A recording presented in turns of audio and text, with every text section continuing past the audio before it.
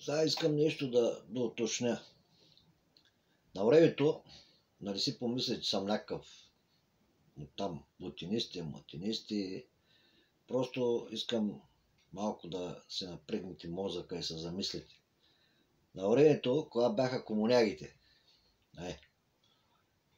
имаше язовири, имаше електропроводи, имаше централи, имаше всичко. Нямаше никъде проблем с помпи за напояване, с някакви скъсани стени на язовири, заляти там селища и прочие. Сега в момента няма вода. Мрежата, по която се движи тока, е в окаяно положение. Ще ви кажа защо на времето нямаше проблеми, защо сега има проблем.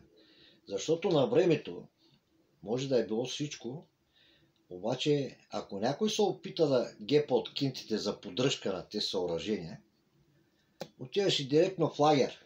Там Белене, Мелене и Ловеч. И зато и много хора мразят комунизма, защото не можеха да крадат. Пак сега Ганьо му дай малко свобода и гледай кражба след кражба. И после са чудети, що няма ток, що няма вода.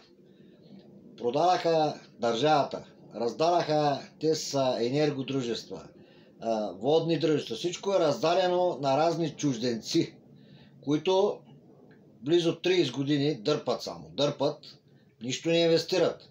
Ползват те с готовите трасета от едно време.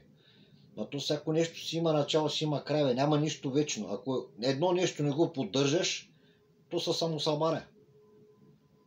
И ко се случва са? Няма вече кинти от Евросъюза. Няма вече, хората не са прости. Те видяха са какво се случва. Сега когато дойде момента, нали, да се случат нещата с авариите, почват оправданията. Ама ние такова, сега ще дигнем цените, защото трябва да се подменят трасета, защото какви цени ще дигате, бе. Вие 30 години само лапахте и до сега трябва да сте направили всичко ново, бе. Нали, зато и ви го дадаха за без пари, ви ги дадаха тези дружества. Да може да цоцате само.